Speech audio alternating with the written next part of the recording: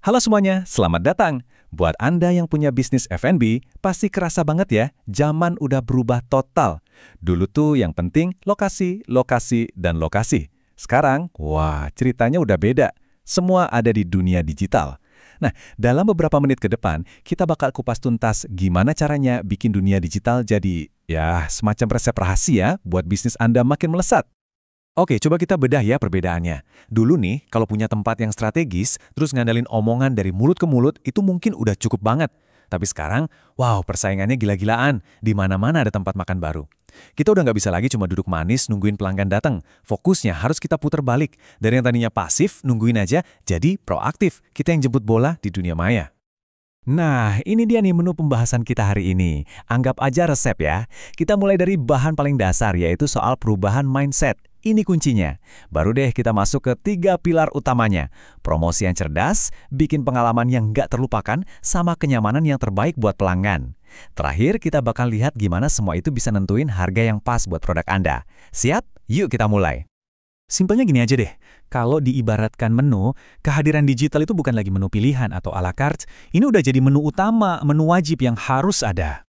Oke, sebelum kita ngomongin taktik A, B, C, ada satu hal yang paling fundamental yang harus kita beresin dulu, yaitu cara kita berpikir. Ini soal pergeseran cara kita mandang bisnis kita sendiri. Nah, Profesor Renald Kasali ngejelasin ini dengan pas banget. Kadang-kadang kita sebagai pengusaha F&B itu kejebak di dapur, mikirin gimana caranya nekan biaya bahan baku, cari supplier lebih murah dan sebagainya. Padahal ya, pertumbuhan yang sesungguhnya itu datangnya bukan dari dalam dapur, tapi dari luar sana, dari kemampuan kita buat menciptakan permintaan pasar yang lebih gede. Jadi, pergeseran kuncinya di mana? Kita harus berhenti nanya ke diri sendiri, gimana ya caranya biar lebih hemat? Dan mulai ganti pertanyaannya jadi, gimana caranya saya bisa nyampe ke lebih banyak pelanggan yang pas? Nah, ini dia.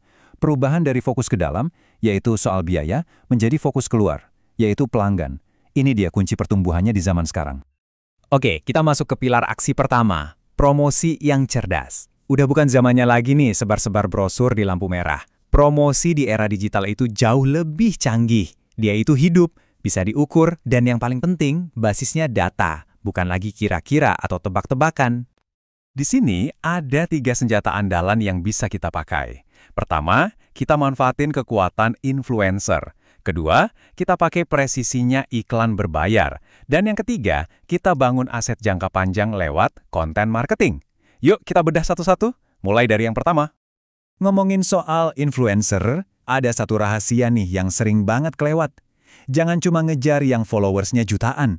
Justru, yang nano dan mikro-influencer ini seringkali interaksinya lebih tinggi loh. Kenapa coba? Soalnya, rekomendasi dari mereka itu rasanya lebih tulus, lebih jujur. Kayak rekomendasi dari teman dekat aja. Nah, buat brand F&B lokal, ini bisa jadi senjata rahasia yang super ampuh. Lanjut, kita bahas iklan berbayar. Gini, data itu nggak pernah bohong ya. Belanja iklan digital buat F&B di Indonesia itu diprediksi bakal naik terus, sekitar 15-20% tiap tahunnya. Artinya apa? Pesaing Anda juga makin banyak yang iklan di sana. Tapi, ini juga berarti ada peluang besar. Kalau kita eksekusinya benar, platform kayak Facebook sama Instagram itu bisa jadi mesin pencetak pelanggan baru yang efektif banget. Terakhir, soal konten. Kuncinya simple. Pilih platform yang pas buat tujuan yang pas. Anggap aja kayak gini. TikTok itu buat momen-momen seru yang bisa cepat viral.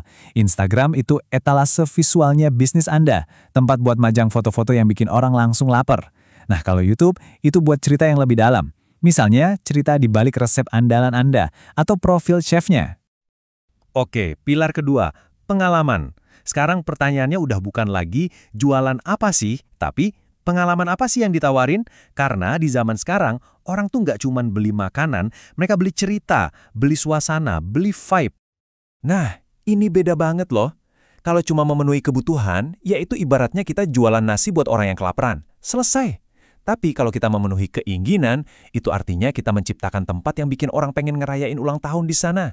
Tempat yang mereka bangga pamerin di Instagram. Bisnis yang hebat, itu mainnya di area keinginan ini. Yoris Sebastian tuh nangkep ini dengan sempurna. Jadi, cerita soal biji kopi Anda dari mana, atau kenapa desain interior kafe Anda begini, itu bukan lagi cuma hiasan atau pelengkap ya. Itu adalah bagian dari produk itu sendiri. Inilah yang bikin ada ikatan emosional, dan bikin pelanggan balik lagi, dan lagi. Sekarang, saya mau nanya sesuatu nih. Coba deh pikirin sebentar. Dari mana sih biasanya datang ide-ide paling keren buat ngembangin bisnis Anda? Siapa sih sebenarnya tim R&D atau tim riset Anda yang paling jago? Jawabannya, ia pelanggan Anda sendiri. Serius, setiap ulasan di Google, setiap komentar di Instagram, setiap DM yang masuk, itu bukan cuma sekedar masukan biasa. Itu tuh riset pasar gratis. Mereka itu tim R&D terbaik Anda yang secara sukarela ngasih tahu apa yang harus diperbaiki dan apa yang harus dikembangkan. Lanjut ke pilar ketiga, kenyamanan. Ini sering banget dianggap sepele, padahal pentingnya luar biasa. Di dunia yang maunya serba instan ini, kenyamanan itu udah jadi mata uang baru. Tugas kita simpel, ilangin semua hambatan yang ada di antara pelanggan dan produk kita. Terus, apa sih maksudnya gesekan atau friction itu? Gini deh, bayangin, Anda lihat profil Instagram sebuah kafe. Mau nelpon, nomornya nggak bisa diklik. Atau mau lihat menu, harus klik link di bio, linknya error. Atau pas mau bayar online, langkahnya ada 10, ribet banget. Nah, itu semua adalah gesekan. Hal-hal kecil yang bikin prosesnya jadi nyebelin. Gimana cara nemuin gesekan ini? Coba deh, kita lakukan audit kecil-kecilan. Cek 3 hal. Pertama, tahap pra-pembelian. Info menu sama lokasi Anda gampang nggak ditemuin di Google. Kedua, tahap pembelian. Proses order online-nya gampang dan jelas nggak? Ketiga, tahap pasca pembelian. Proses pengiriman atau ngasih-kasih feedback-nya gampang nggak? Coba deh jujur sama diri sendiri. Nah, yang terakhir, kita ngomongin soal harga. Tapi, tunggu dulu. Ini bukan soal gimana caranya jadi yang paling murah ya. Justru ini adalah puncak dari semua yang kita bahas tadi. Ini soal gimana kita bisa membangun nilai yang bikin pelanggan mikir, wah pantes sih bayar segini. Kita harus lurusin satu hal dulu nih. Perang harga, bersaing jadi yang paling murah, itu ibaratnya lomba lari ke dasar jurang. Pasti selalu ada aja yang bisa jual lebih murah.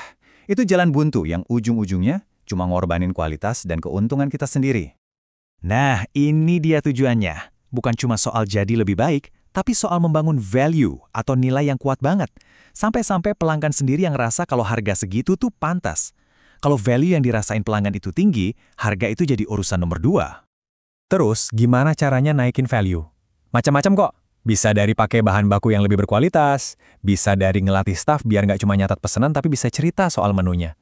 Bisa dari nyiptain suasana yang unik, atau bikin program loyalitas yang personal.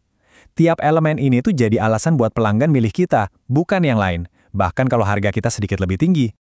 Jadi, sebagai penutup, saya mau ninggalin satu pertanyaan buat Anda renungkan. Dari semua yang udah kita bahas, coba deh pikirin, apa satu aja titik gesekan kecil di bisnis Anda yang bisa Anda perbaiki atau bahkan ilangin mulai besok. Ingat perubahan besar itu sering banget dimulai dari satu langkah kecil yang kita ambil hari ini. Selamat mencoba!